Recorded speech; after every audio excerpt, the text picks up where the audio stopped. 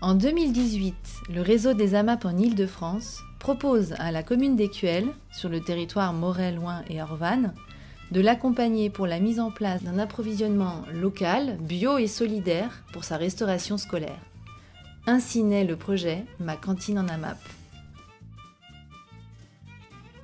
On a un territoire sur lequel aujourd'hui il y a 5 AMAP. Le projet d'AMAP est un projet structurant au niveau local, puisque ça crée une économie particulière, qui est une économie de circuits courts. Donc la structuration d'une restauration grâce à des circuits courts en AMAP, ça nous intéressait particulièrement.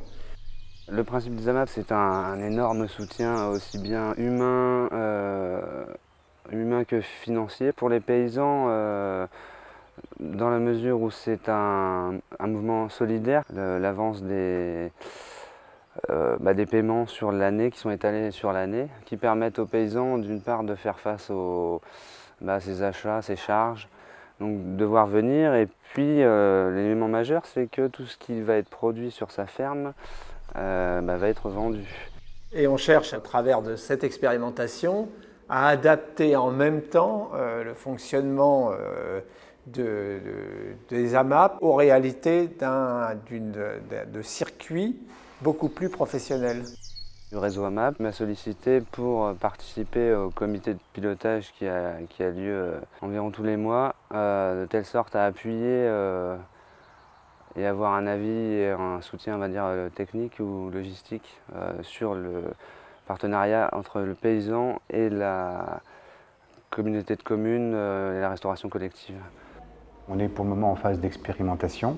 On essaie de voir comment on peut intégrer un produit nouveau dans la chaîne de travail, de fabrication de la cuisine.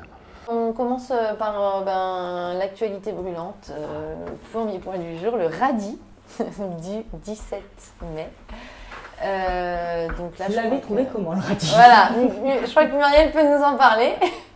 Muriel, le radis. Au niveau nettoyage, il en faut un peu plus que le naturel par rapport au radis nous qui sont tout prêts. Voilà, en boule, nous on a juste à les tremper, terminer, à les mettre dans les assiettes. Comme là, moi on a fait, parce que pour avoir le tape à l'œil, on a fait des petites fleurs, donc c'est vrai qu'on a perdu un temps monstre, mais la prochaine fois ils seront sans petites fleurs, ça sera comme ça dans l'assiette, parce que sinon... Quand on m'a présenté le projet, j'avais des doutes.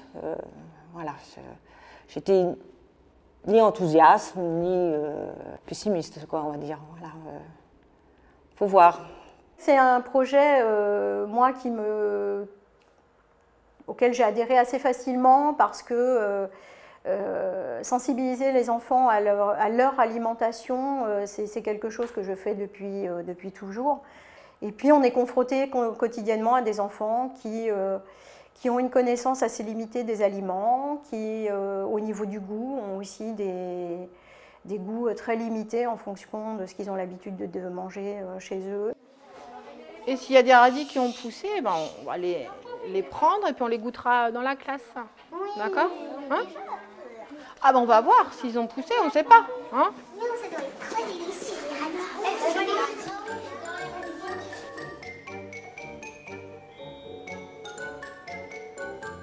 Là, on a des salades. Ça, c'est pas des mauvaises herbes. Qu'est-ce que c'est, ça? Vous vous rappelez ce que vous avez planté avec Michel?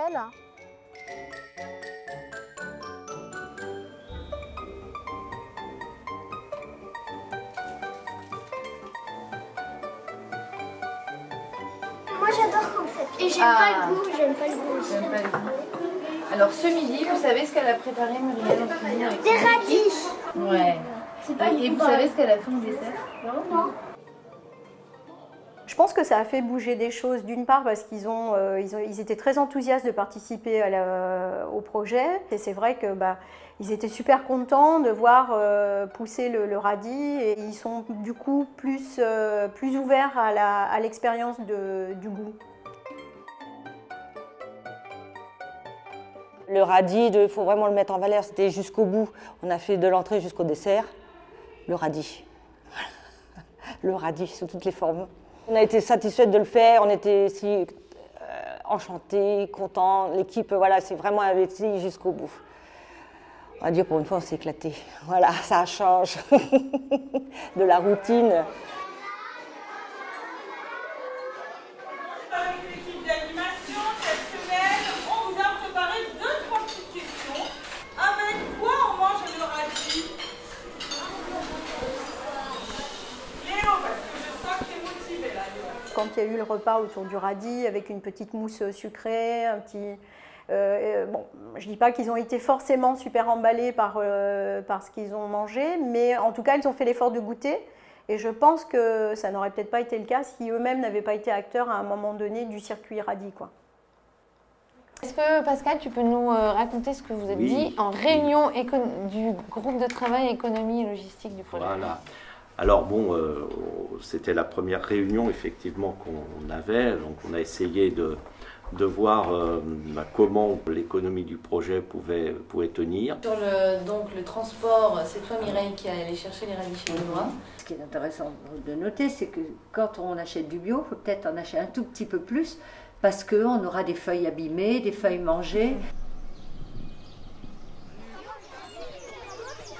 Alors aujourd'hui, je reçois le groupe scolaire CPCE1 avec qui j'ai planté, avec qui on a fait les semis en début d'année pour leur faire visiter la ferme. Donc pour voir un peu plus à plus grande échelle un petit peu ce que peuvent donner mon métier, faire la relation avec ce qu'ils ont fait à l'école et puis ce qu'il y a ici. Et on voit des enfants qui sont parfois déconnectés, ouais c'est le mot, déconnectés de la terre, clairement, des arbres, de toute la nature. Ils ne savent absolument pas très peu de choses sur comment pousse, je sais pas, une aubergine. Donc il y a ce côté-là de sensibiliser les enfants pour le futur, de leur apprendre aussi le goût des choses. Et le double effet positif, c'est de sensibiliser les parents aussi. Nous, ça nous fait très plaisir de venir aujourd'hui, d'accompagner les enfants, les professeurs. Faire découvrir voilà, on découvre aussi. Donc, je ne savais même pas qu'il y avait les courgettes. Les courgettes, voilà, les courgettes là, en jaune, couleur jaune, donc je n'en avais jamais vu. Du point de vue du service rendu à la population, je pense qu'on n'est que dans quelque chose de positif et de constructif. Il se trouve qu'on a aussi une directive d'État qui vient de tomber en disant qu'il fallait que la restauration collective évolue de manière assez importante vers des produits bio ou assimilés. C'est quelque chose qui va dans le sens de l'histoire. Bilan du yaourt et de la salade, Muriel, qui a géré la préparation, l'installation et qui a pu voir la consommation des enfants. Qu'est-ce que tu en dis de ces deux produits? Carrément mieux que les radis. Ah, c'est une bonne nouvelle. Donc pour moi, c'est aussi un moment à saisir, la fête de l'école, pour revenir sur ce projet-là, de le représenter. Et donc j'avais proposé que la map DQL fasse un stand de dégustation de légumes. Moi j'ai réessayé de sensibiliser les parents, notamment du côté de Morée et de la pile, à ces questions-là, parce qu'ils ont un peu l'impression que tout est verrouillé, que de toute façon on n'a pas beaucoup de marge de manœuvre. C'est un peu d'ailleurs les sentiments qu'on avait nous-mêmes au départ en disant oui mais qu'est-ce qui est faisable vraiment, est-ce que c'est pas trop compliqué, etc. Alors ce qui fait plaisir c'est de voir que ça s'emballe, quoi. La deuxième étape, c'est effectivement voir comment on peut développer cette initiative et voir comment on peut intégrer ce dispositif à d'autres écoles de la commune de Morée-Loing et Orval. Notre but, au-delà de ça, c'est qu'effectivement on puisse vraiment l'essaimer sur de nombreuses communes du Sud-Seine-et-Marne. Là, c'est un projet de société, en gros, quand même. On fait... Le rôle d'une municipalité, c'est de faire vivre une communauté. En plus, ça fait travailler tout un territoire, c'est-à-dire ça fait travailler les institutions, les paysans, les associations. on y va, c'est tout. Et on y va fort de nos convictions.